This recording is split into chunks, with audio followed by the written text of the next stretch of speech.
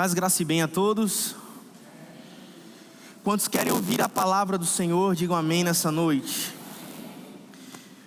Então nós continuamos na nossa série chamada Enviados, Jesus, Missão e Glória. Basicamente, para eventualmente quem ainda não está familiarizado com essa série, na qual nós já estamos há algumas semanas, talvez 2 meses, contando com uma temática parecida, que foi a temática da conferência. Então nós estamos aí já há pouco mais de 2 meses falando a respeito desse macrotema de missão. Basicamente nós estamos olhando para o exemplo e para a vida de Jesus, como ele fazia a missão, e nós estamos imitando, ou então nós estamos sendo chamados a imitá-lo na sua missão. Como Jesus fez missão, eu e você devemos fazer missão. Como Jesus se relacionava com o mundo à sua volta, nós devemos nos relacionar também. Hoje nós iremos falar sobre o tema enviados para o serviço.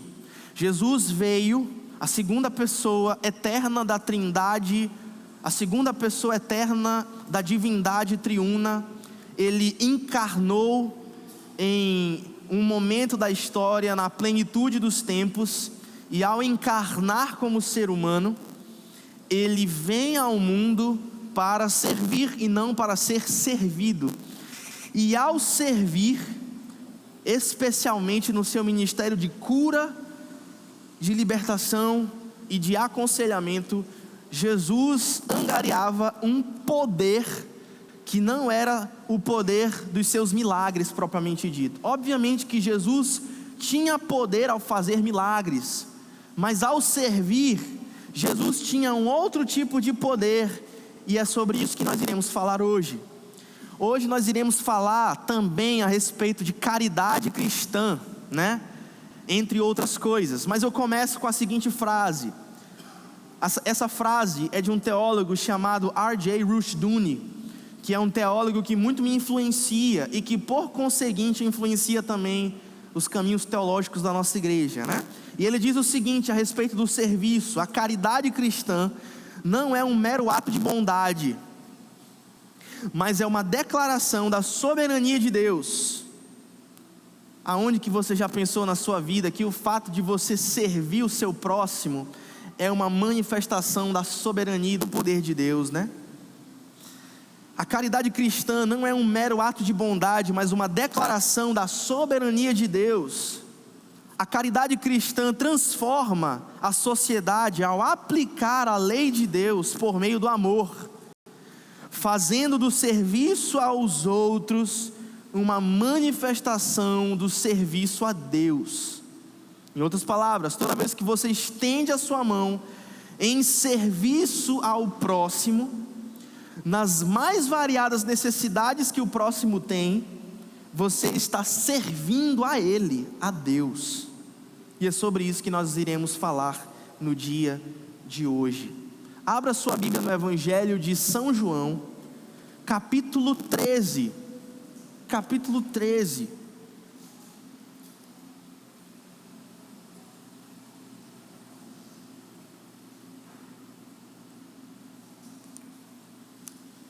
Do verso 1 até o verso 5. João capítulo 13, do verso 1 até o verso 5. Diz assim a palavra do Senhor: antes da festa da Páscoa, Jesus sabia que a sua hora havia chegado de deixar este mundo e voltar para o Pai. Jesus tinha amado os seus discípulos durante o seu ministério terreno e amou os seus discípulos até o fim. Estava na hora de jantar e o diabo já havia instigado Judas, filho de Simão Iscariotes, a trair Jesus. Jesus sabia que Deus, o seu Pai, lhe dera autoridade sobre todas as coisas e que viera de Deus e voltaria para Deus. Assim ele se levanta da mesa, tira sua capa e enrola uma toalha na cintura.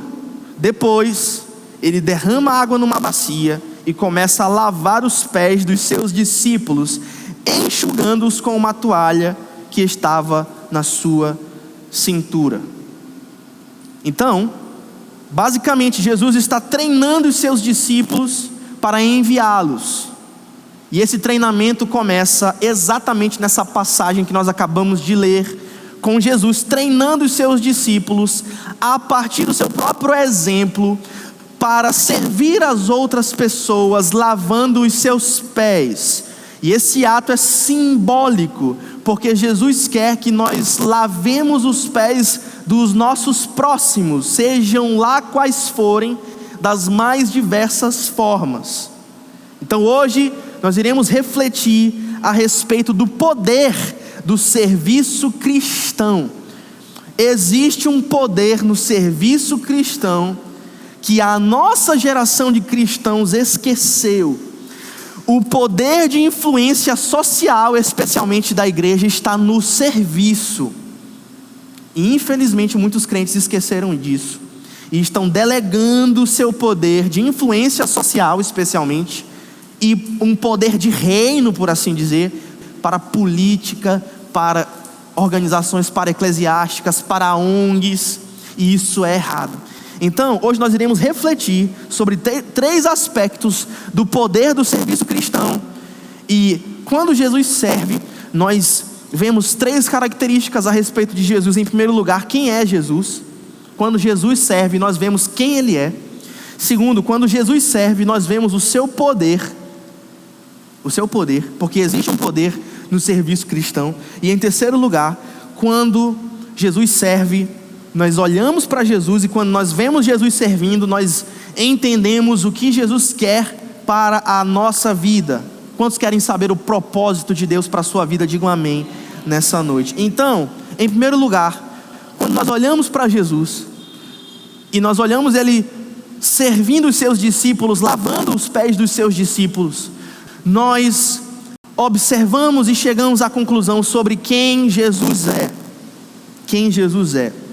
Então, eu faço essa pergunta para você nessa noite: quem é Jesus? E a resposta para essa pergunta, ela toca tanto a nossa razão como o nosso coração e a nossa emoção. Então ela é uma resposta de via dupla. A resposta para quem é Jesus é uma resposta intelectual, racional, e uma resposta emocional. Em primeiro lugar, a resposta racional é que Jesus é verdadeiramente o Filho de Deus. E a resposta emocional é que Jesus é belo, Ele é lindo, Ele é precioso para a nossa alma, e a sua beleza satisfaz a nossa alma.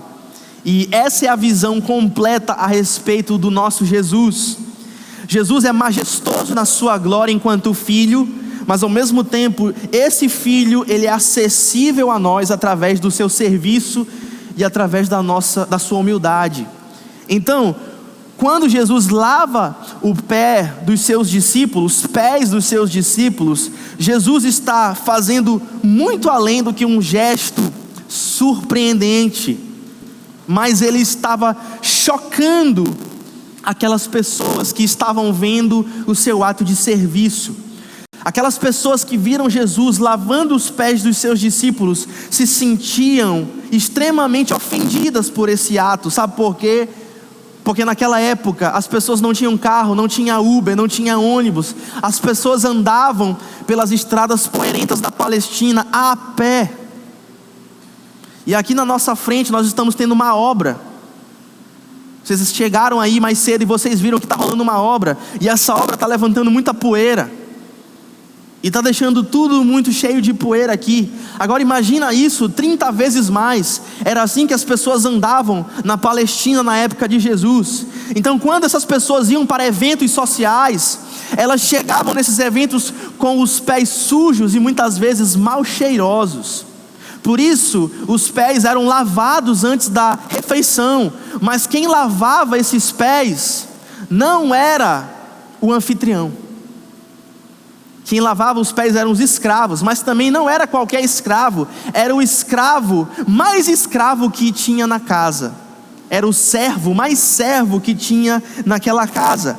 Lavar os pés da pessoa que chega na sua casa, naquela época, era uma tarefa tão humilhante, que nem o anfitrião E nem os escravos, menos escravos faziam isso, mas apenas os escravos mais baixos faziam essa tarefa. Muito menos os convidados. Mas para você entender o que Jesus fez, ele era o convidado mais importante daquela refeição. E sendo o convidado mais importante daquela refeição, ele, de forma proposital, se agacha e lava os pés dos seus discípulos, se colocando em uma posição, portanto, de humilhação. Então, para que você entenda o que Jesus está fazendo, nós precisamos entender uma aparente contradição a respeito de Jesus. Jesus, ele faz afirmações muito contundentes a respeito de quem ele é. Jesus, ele é diferente de Buda. Jesus, ele é diferente de Allan Kardec. Jesus, ele é diferente de outras religiões. Em outras religiões, você não vê, por exemplo, Maomé se igualando a Deus. Em outras religiões, você não vê, por exemplo, Buda se igualando a Deus e dizendo, eu sou Deus. Mas no cristianismo, o Jesus bíblico, ele vai se igualar a Deus, e ele vai afirmar que ele é o próprio Deus. Esse Jesus, ele vai afirmar que ele é o próprio Criador do universo. Então ele faz uma afirmação extremamente ousada a respeito de si mesmo, se igualando a Deus. Mas ao mesmo tempo, Jesus, ao fazer essas afirmações sobre si próprio e dizer que ele é Deus, ele e o Pai são um, ele é a porta, ele é o pão vivo que desceu do céu, ao mesmo tempo que Jesus diz tudo isso, e ele mostra a sua divindade, ao mesmo tempo ele se humilha e assume a forma de servo e lava os pés mal cheirosos e barrentos dos seus discípulos. Jesus se iguala a Deus, e ao mesmo tempo ele assume uma posição que não é uma posição de Deus. Quantos entendem o que eu estou dizendo?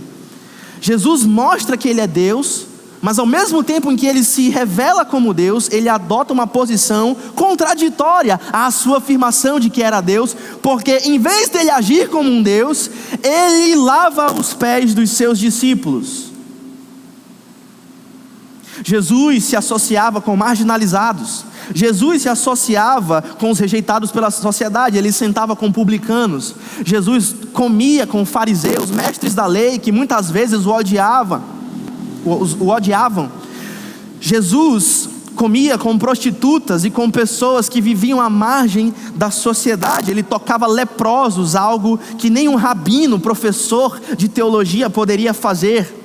Além disso, Jesus, ele tratava as pessoas de acordo com as necessidades de cada pessoa. Por exemplo, Jesus trata Nicodemos em João capítulo 3 com uma certa aspereza, dizendo para ele, tu és mestre em Israel e não sabe essas coisas, jogando uma ironia para Nicodemos. Mas ao mesmo tempo, ele mostra gentileza com a mulher samaritana, um capítulo depois. Jesus, no episódio da morte de Lázaro, ele mostra aspereza para com Marta, e ele diz, Marta, que te importa que a tua irmã está aqui nos meus pés? Mas ao mesmo tempo ele mostra delicadeza com Maria, que está lavando os seus pés com aqueles perfumes caríssimos. Isso aqui é sabedoria de Deus para a tua vida. Jesus sabe exatamente o que você precisa. Jesus sabe exatamente se você precisa de uma repreensão. Jesus sabe exatamente se você precisa de um afago e de um colo. Jesus sabe exatamente aquilo que você precisa. Como disse John Stott, a maior prova de que Jesus era Deus foi justamente a justa posição, ou seja, a mistura entre a grandeza de quem ele dizia que ele era, ou seja, Jesus dizia que ele era Deus, mas ao mesmo tempo as reivindicações da sua humildade. Era isso que fazia Jesus único. Isso que dizia John Stott. Então, portanto, quando nós pensamos na grandeza das afirmações de Jesus, dizendo que ele era Deus, mas olhando para a atitude de serviço de Jesus, nós podemos fazer a pergunta novamente, quem é Jesus? E a resposta é muito simples. A resposta racional é que Ele de fato é o Filho de Deus. Louvado seja o seu santo nome. A segunda pessoa da Trindade é eterno com o Pai, coexistente, co-igual com Deus, e que entrou na história humana como um milagre encarnado para se mostrar como Deus, mas ao mesmo tempo para servir. Essa é a resposta racional, mas existe outra resposta, que é a resposta emocional. Quando nós vemos que Jesus, mesmo sendo grande, mesmo sendo o maior, melhor dizendo, mesmo sendo o Deus infinito, nós vemos que Ele se ajoelha diante dos seus discípulos com os pés sujos, e Ele lava os pés dos seus discípulos. Então, Jesus, Ele é o Filho de Deus, mas ao mesmo tempo, Ele é belo para nós, e essa é a visão que nós devemos ter. Jesus, Ele é majestoso em glória, mas ao mesmo tempo, Jesus é acessível para nós, através da sua humildade. Jesus, Ele é excelso, Jesus, Ele é grande, Jesus, Ele é bendito, mas ao mesmo tempo Ele é acessível para nós, e Ele pode se compadecer de nós, e é por isso que nós temos a certeza de que Jesus é o Salvador do mundo, Ele é o Filho de Deus. Então quando nós olhamos para Jesus servindo, nós temos a certeza que de fato Ele é o Salvador do mundo, Ele é o Filho de Deus, Ele é exatamente quem Ele diz que Ele é. Agora, nós já vimos quem é Jesus, mas em segundo lugar, qual é o poder de Jesus? Qual é o poder de Jesus? Você está pronto para ouvir qual é o poder de Jesus? Preste atenção nisso. O poder de Jesus está em não ser limitado a um amor condicional. Eu já vou te explicar o que isso quer dizer, mas eu vou repetir. O poder de Jesus está em não ser limitado por um amor condicional. Em outras palavras, na sua vida, eu estou falando com você agora. Você conhece alguém que você não ama? Você conhece alguém na sua vida que você não ama, porque você acha que essa pessoa não merece? Sim ou não? Você conhece alguém na sua vida que você não ama, porque você acha que essa pessoa não merece? Ou melhor, você já amou alguém na sua vida e depois você deixou de amar essa pessoa porque na sua concepção e no seu julgamento essa pessoa deixou de merecer o seu amor? E quando você olha para uma pessoa que você diz que não é uma pessoa boa e você deixa de amar essa pessoa, você se sente bem, não é mesmo? Você se sente superior, você se sente uma pessoa virtuosa. Afinal de contas você não ama essa pessoa porque ela não merece.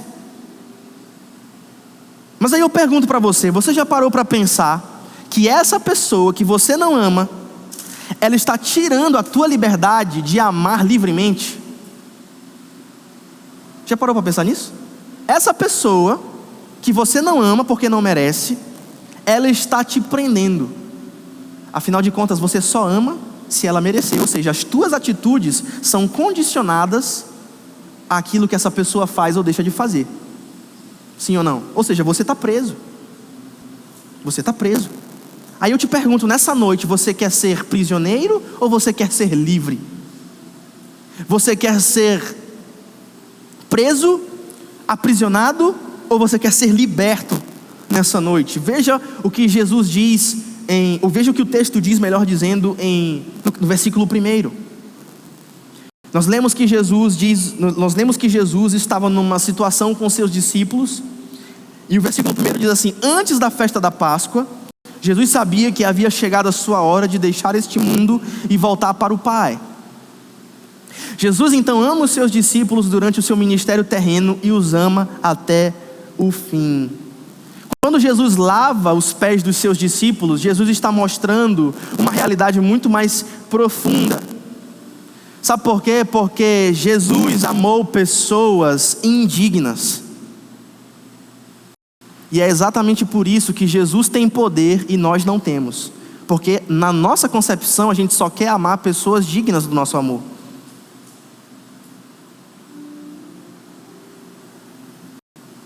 Grande parte do que eu e você fazemos depende do que os outros fazem para nós em primeiro lugar. E é exatamente por isso que eu e você estamos constantemente presos em circunstâncias. Nós somos incapazes de amar nós somos incapazes de liberar perdão, nós somos incapazes de nos colocarmos na situação do outro. E se nós não colocamos a nossa própria pele na pele do outro, nós somos incapazes de servir o outro. Nós geralmente temos dificuldades de amar quem não merece. Mas aí eu te pergunto também nessa noite: você se conhece, não se conhece? Pelo menos você deve se conhecer melhor do que você conhece os outros. Aqui não tem gente fofoqueira, obviamente, né? Então você se conhece mais do que você conhece as outras pessoas. Você sabendo todos os pecados que você tem, você sabe que são muitos pecados. Sim ou não? Você tem muitos pecados. Você merece ser amado? Com todos os problemas que você tem, com todas as situações difíceis pela qual você já passou, com todo o vitimismo que muitas vezes eu e você temos, né? Ah, pastor, eu sou assim porque fizeram isso comigo no passado. Você merece ser amado? Com todos os seus defeitos. Nenhum de nós merece, né? Mas mesmo assim a gente só quer amar quem merece. Ou seja, nós estamos presos às circunstâncias. Nós somos incapazes de amar. Pense em duas pessoas especificamente que estavam ali no jantar com Jesus: Judas Iscariotes e Pedro. Eu pergunto para você nessa noite: Judas Iscariotes merecia ser amado?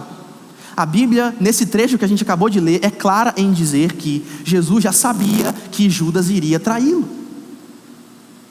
Algumas horas depois, quando Jesus é levado diante do Sinédrio, diante de Anás e Caifás, na verdade, alguns dias antes, algumas horas depois, Jesus iria ser traído e julgado, né?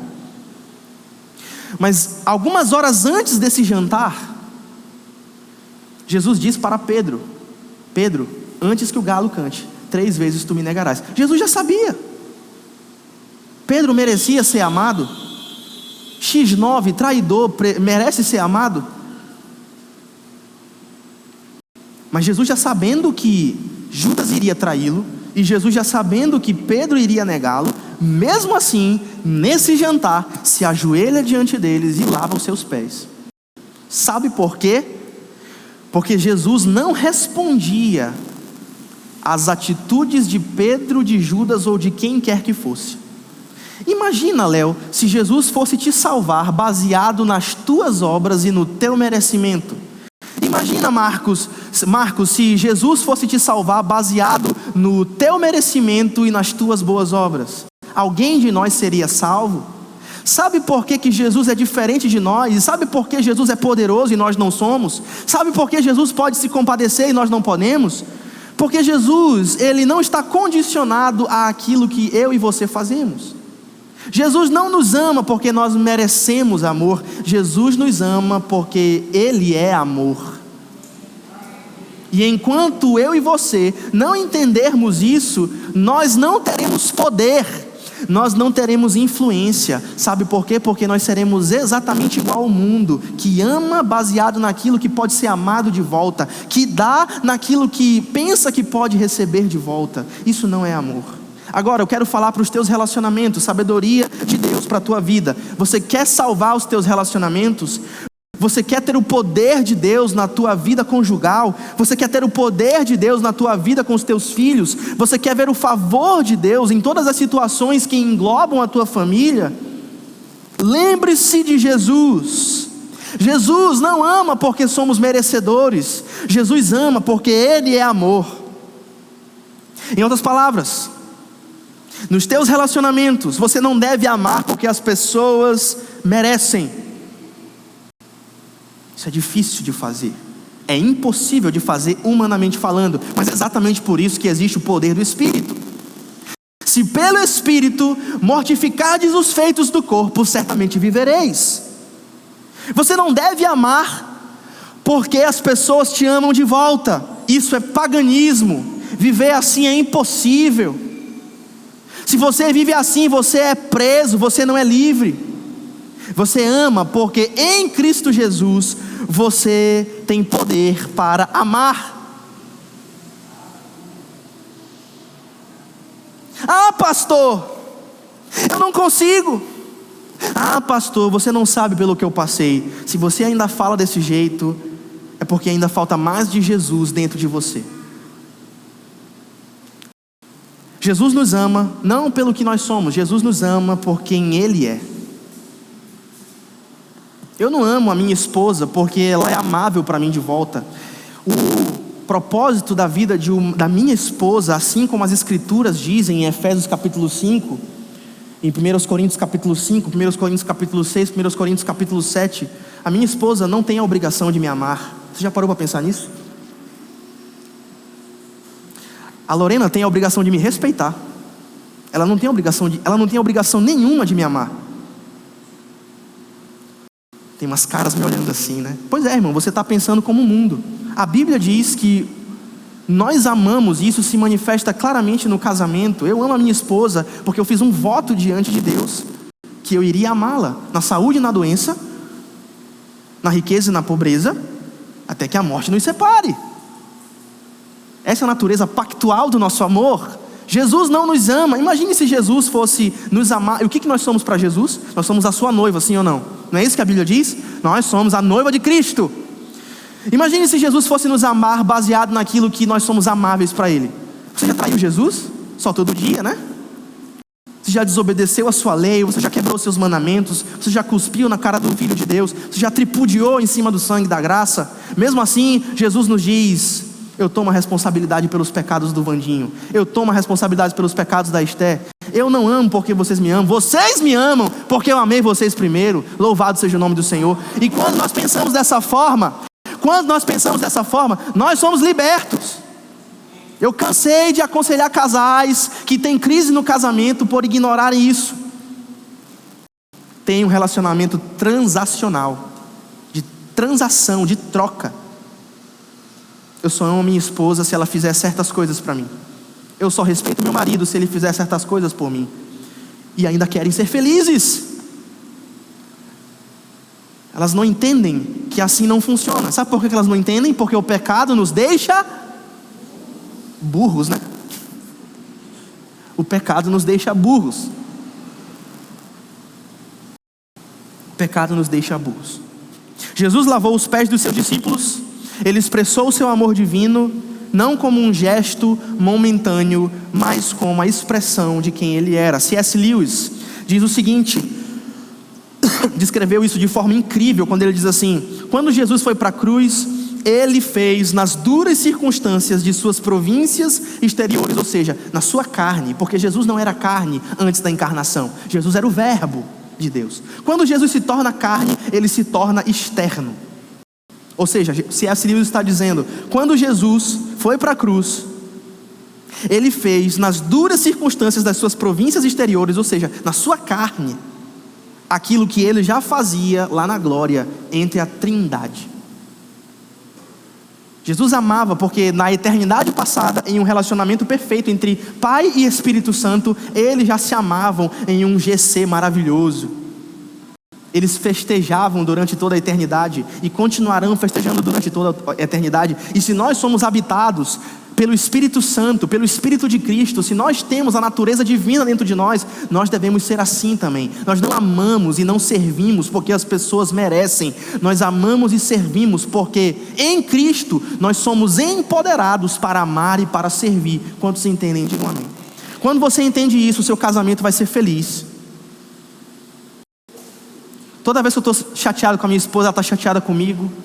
A gente senta para confessar os nossos pecados como uma casa pactual. E nós lembramos que nós somos um casal cristão para começo de conversa, porque Jesus nos amou primeiro, mesmo nós não temos nenhuma amabilidade para que Ele pudesse nos amar.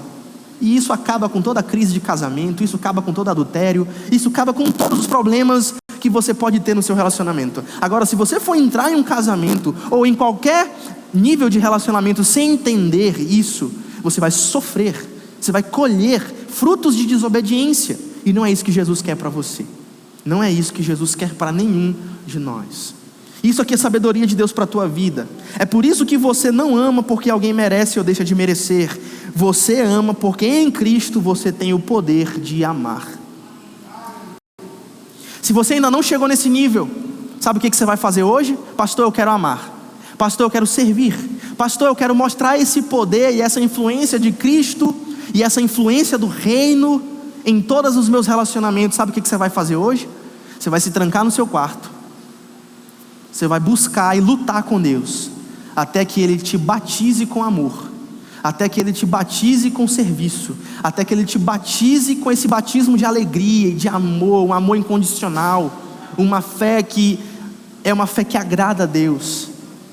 Pastor, eu não consigo. Você precisa buscar mais, você precisa se trancar no quarto com Jesus, você precisa batalhar com Jesus até que Ele lhe visite poderosamente. Todos os esforços fora disso são esforços em vão, são esforços absolutamente em vão. Você não vai conseguir pela força do seu próprio braço, você precisa buscar em Deus esse poder. Você precisa buscar em Deus esse poder. Agora, é por isso que ninguém quer servir. Na nossa sociedade, uma sociedade extremamente individualista. Pastor, o que importa é eu ser feliz. Falei do profeta Luan Santana na semana passada, que ele tem uma música em que ele diz assim: amar não é pecado, e se eu tiver errado, que se dane o... Sabe quem é o coautor dessa música? Satanás. Satanás. No reino de Deus, no mundo que Deus criou, as coisas não funcionam desse jeito. E é por isso que ninguém tem poder, e é por isso que ninguém quer servir. Mas o Evangelho mostra para nós um caminho diferente. Qual é a vida que o Evangelho quer para nós? Qual é a vida que Jesus quer para você e para mim? Você já parou para pensar nisso? Nós já vimos quem é Jesus. Jesus é o Filho de Deus e Ele é belo para nós, sim ou não? Amém. Nós já vimos qual é o poder de Jesus. Jesus ama não condicionadamente, mas Ele ama incondicionalmente, e é por isso que Ele é livre. Eu não amo porque minha esposa me ama de volta, eu amo porque Jesus me manda amar. E quando a gente ama dessa forma, nós somos livres. Nós não estamos presos no que a outra pessoa pode fazer ou deixa de fazer para a gente. Mas e aí? O que Jesus quer para nós nessa noite? O que Jesus quer para nós nessa noite? Mais uma vez eu vou ler a frase de R.J. Rushdoony. Rushdoony diz que o serviço cristão, a caridade cristã, não é um mero ato de bondade, mas uma declaração da soberania de Deus. Porque através do serviço, nós transformamos a sociedade ao aplicarmos a lei de Deus por meio do amor, fazendo do serviço aos outros uma manifestação do serviço a Deus. Vou repetir: a caridade cristã ou o serviço cristão não é um mero ato de bondade, mas uma declaração da soberania de Deus. A caridade cristã ou o serviço cristão transforma a nossa sociedade ao aplicar a lei de Deus por meio do amor, fazendo com que o serviço uns aos outros seja, em última análise, um serviço a Ele. Agora, Jesus quer que nós olhemos para o seu exemplo e nós percebamos que, mesmo Ele sendo o Filho de Deus, aquele que reina sobre toda a criação, mesmo Ele sendo tudo isso e um pouco mais, Ele se ajoelha para servir. Em outras palavras, Jesus quer que nós entendamos, Jesus quer que você nessa noite entenda, que a verdadeira grandeza não está no poder, mas no serviço. Veja, a lógica do reino de Deus, ela é toda inversa. Se você for buscar um emprego aí no mundo corporativo de São Luís, se você for fazer uma entrevista de emprego e você vai ser perguntado sobre as suas ambições na empresa, não, eu quero crescer nessa empresa e eu quero ser o maior por mandar nas pessoas, porque afinal de contas eu quero ser um chefe. Sim ou não? Todas as relações corporativistas do mundo de negócios são assim. O maior é aquele que tem mais funcionários, ou seja, o maior é aquele que manda mais. Na lógica do reino de Deus, essa premissa é invertida. No reino de Deus, no reino dos homens, melhor dizendo, o maior é aquele que manda. No reino de Deus, o maior é aquele que serve. No reino dos homens, o maior é aquele que tem os seus pés lavados por algum escravo, ou algum servo, ou algum funcionário. No reino de Deus, o maior é aquele que se ajoelha para servir e lavar os pés mal cheirosos e cheios de poeira das pessoas que estão precisando. Esse é o reino de Deus. Esse é o reino de Deus. que é o reino de Deus? Justiça, paz, mansidão. Nós acabamos de cantar essa canção, a tua verdade sempre permanecerá, o teu amor jamais acabará. E esse amor se manifesta através do serviço, e é isso que Jesus quer que nós entendamos. O que Jesus quer para a nossa vida e para a tua vida? Como é que Jesus quer te dar poder nessa noite? Jesus quer que você entenda que a grandeza não está no poder, mas no serviço. A influência não está no poder, mas no serviço. E é isso que a igreja cristã precisa entender novamente. O poder da igreja está na caridade, o poder social, o poder de influência está na caridade, no serviço, na festa, na casa, na mesa, em você abrir a sua vida e não ser uma pessoa lamentável que se enclausura dentro de si. Se você vive assim, você não está vivendo de forma plena. Se você vive assim, você não está vivendo de forma frutífera. E se você não dá frutos, você não glorifica o Pai. É isso que a Bíblia diz. Então, existe uma pesquisa da Pew Research Center, que é uma empresa de pesquisa de Nova York, que disse que nós estamos em um ponto crítico no que diz respeito à tolerância pelas opiniões opostas. Ou seja, hoje ninguém mais tolera a opinião diferente de ninguém. E essa semana tem o quê? Domingo, eleição, né? E aí todo mundo fica endemoninhado, né? Todo mundo começa a brigar na rede social, parente deixa de se falar, pai deserda filho, fica uma grande confusão. Sabe por quê? Porque as pessoas não entenderam que não é a tua posição política que vai determinar o quanto eu te amo. E eu já falei isso para Lorena. Lorena é testemunha, minha esposa aqui. Vocês me conhecem, quem me conhece sabe que eu sou muito conservador nos meus princípios, na minha teoria política. Eu estudei sobre isso na faculdade, fiz grupo de pesquisa, grupo de estudo, e eu sou um conservador convicto. Mas eu já falei para Lorena, todos os meus amigos até hoje são esquerdistas, grande parte deles têm opiniões completamente contrárias à minha opinião política, desde o ensino médio, desde o ensino fundamental. Os meus grandes amigos na faculdade e na escola sempre foram de esquerda, alguns de extrema esquerda.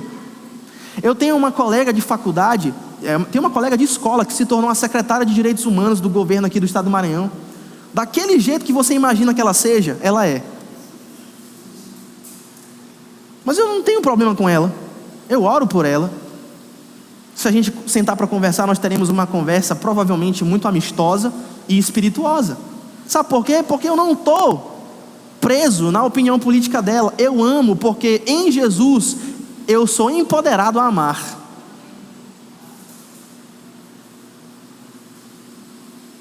Então nós precisamos reverter. Pode voltar? Pode voltar? Nós precisamos reverter isso aqui, com o poder do Espírito, com o poder de Cristo, com o poder da palavra.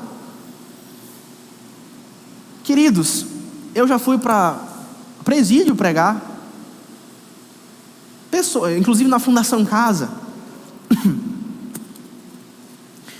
Aquelas pessoas merecem alguma coisa? Gente que mata mãe, gente que mata pai, merece alguma coisa? E por que a gente vai lá oferecer uma palavra para aquelas pessoas? Por que a gente vai lá pregar o evangelho para aquelas pessoas? Por que a gente vai lá para oferecer uma mesa de café da manhã no dia das mães, que algumas delas são mães? Porque eu não estou preso no que essa menina fez, no que esse rapaz fez ou deixou de fazer. Eu amo porque em Cristo eu sou isso. E quando nós entendemos isso, nós somos libertos. Queridos, a vida cristã não é custo-benefício. A vida cristã não é custo-benefício. Jesus nos serve, Jesus nos limpa e Jesus nos salva. Sim ou não? Vou repetir: Jesus nos serve, Jesus nos limpa e Jesus nos salva. Louvado seja o seu santo nome. Louvado seja o seu santo nome. Assim, nós vivemos como pessoas amadas por Deus, prontas para servir, porque o Rei do Universo, Jesus de Nazaré, Ele se ajoelhou para nos servir e para nos salvar. Jesus foi além de se ajoelhar, ele foi para debaixo do chão. E quando ele foi para debaixo do chão, sepultado, depois de ter morrido pelos nossos pecados, esmagado debaixo da ira de Deus, ele foi ressuscitado. Ou seja, Filipenses capítulo 2, a partir do verso 5, tenham a mesma atitude de Jesus. Muito embora sendo Deus, não achou que ser igual a Deus fosse um fato a que devesse se apegar, mas ele se esvaziou da sua glória, melhor dizendo, Jesus se esvazia da sua glória e assume a posição de servo. E quando ele assume a posição de servo, o que a Bíblia diz? Deus o exalta soberanamente, para que ao nome de Jesus se dobre todo o joelho no céu, na terra e debaixo da terra. Isso é poder, e é isso que Jesus oferece para você, para refletir e praticar. Para refletir e praticar. Crentes em Jesus, cadê os crentes em Jesus aqui nessa noite? Vocês foram lembrados dos seus deveres. Hoje vocês foram lembrados dos seus deveres. Quais são os deveres de vocês? Sirva, abra sua casa, abra sua mesa. O seu poder de influência está no seu serviço. Vocês foram chamados a amar o mundo, não as práticas do mundo, tá? Presta atenção nisso. Vocês não foram chamados a amar a cultura do mundo, mas vocês foram chamados a amar as pessoas do mundo. Vocês foram chamados a amar esse mundo, não porque o mundo merece. O criminoso não merece, o cara que trai não merece, você não merece. Mas nós somos chamados a amar esse mundo, porque Cristo nos torna pessoas que amam. Vocês foram lembrados dos deveres de vocês. Quando nós entendemos o que Jesus fez por nós, nós somos libertos, porque nós não estamos mais condicionados ao que as pessoas fazem para nós ou deixam de fazer para nós. Nós amamos porque Cristo nos amou primeiro. Então não existe mérito em nós, e isso nos liberta. Ninguém pode nos subornar, porque nada que um político pode me dar é maior do que aquilo que Jesus já me deu. Ninguém vai calar a minha voz profética, porque nada que alguém pode me dar é maior do que aquilo que Jesus já me deu. Em segundo lugar, Jesus nos oferece um caminho legítimo para exercer a influência e o poder cristãos na família e na sociedade. Vou repetir. Jesus te oferece nessa noite uma oportunidade legítima para você ter poder e influência na sociedade e na sua família. Em outras palavras, você muitas vezes pode se sentir impotente, sim ou não? Pastor, eu queria estar fazendo mais. Pastor, eu queria estar servindo mais. Pastor, eu queria estar amando mais. Eu queria estar fazendo algo significativo. Que bom que você perguntou como é que você faz isso, né? Porque Jesus acaba de te dar uma solução. E essa solução é através do serviço cristão. Durante toda a história da igreja, nesses 2000 anos que nós estamos vivendo, e pelos próximos milênios que podemos viver como igreja ainda, nós precisamos entender que o poder de influência da igreja para trazer pessoas para Jesus, para trazer pessoas para a nossa rede de cuidado, está no serviço cristão e na caridade. Nós não fazemos caridade e nós não servimos para ganhar a salvação, mas nós fazemos isso como uma forma de exercermos o poder que Deus nos dá para mostrarmos a sua soberania e para servir a Deus através do serviço ao próximo. Então, você quer ganhar uma pessoa para Jesus? Sirva essa pessoa. Mostre um ato de caridade para essa pessoa. Mostre um ato de serviço e de amor genuíno, sem querer nada em troca. Se uma pessoa discorda de você politicamente, te xinga de fascista, nazista, e começa a te escatitar na rede social, você ora por aquela pessoa, e na primeira oportunidade que você tem de pagar o mal com o bem, você serve aquela pessoa de mãos dadas.